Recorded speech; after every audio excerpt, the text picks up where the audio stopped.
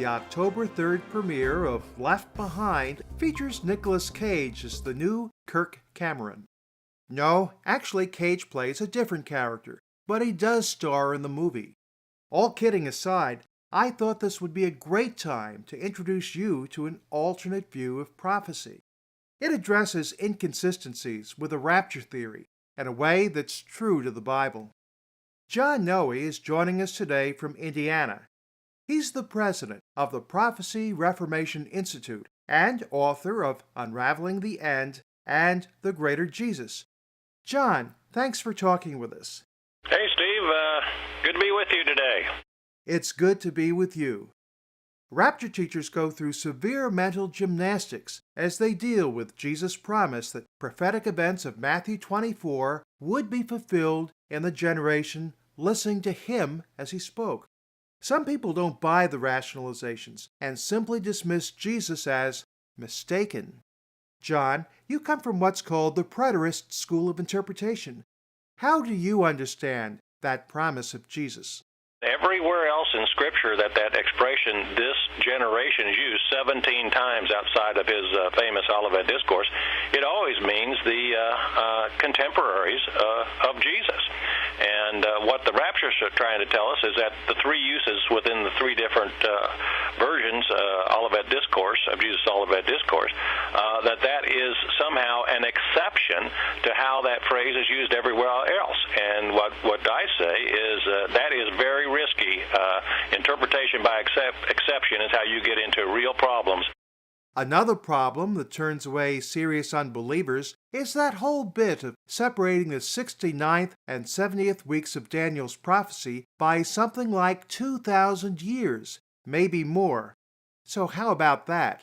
Well, in my two books, The Perfect Ending for the World and Unraveling the End, the latest one, we show how Daniel's 490 years of his 70 weeks prophecy was exactly, literally, sequentially, chronologically fulfilled, no gaps, no gimmicks, no exegetic gymnastics whatsoever. And as one of my hermeneutical textbooks proclaim, it's called Introduction to Biblical Interpretation by Drs. Klein, Bloomberg, and Hubbard, that the historically defendable explanation or interpretation is the most reliable.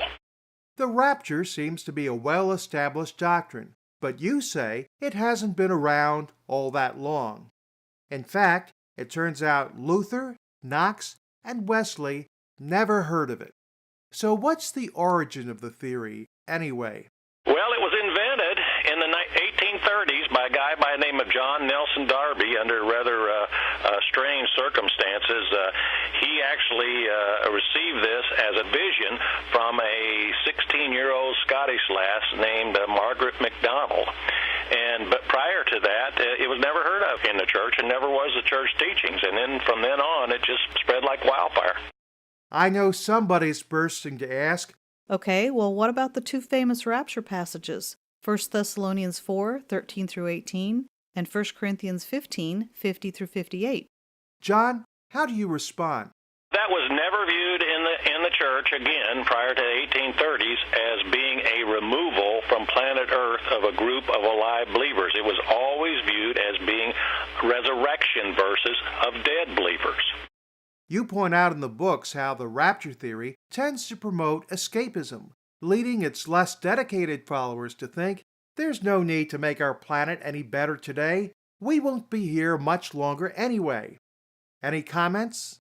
Steve, it is interesting from a statistical correlation standpoint that when this rapture view became the dominant view in evangelical Christianity, probably around the mid-20th century, 1900s, that their pessimistic future view resulted in Christians withdrawing from the public square in masses. This is the third time I've read through your material.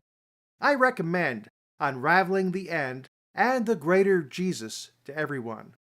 Thanks for talking with us today, John. Well, it's been a pleasure, Steve. I tell you what, this has been some of the most seductive and destructive teaching that has ever come down the pike in Christian circles, and we need to address it head on. Everybody, you can see John Noe on TBN's The Church Channel. He's a guest on 9 editions of a program called That You Might Have Life, airing in October. This is Steve Eastman for Wait Till You Hear This. Discover more stories like this one on our website, waittillYouHearThis.com.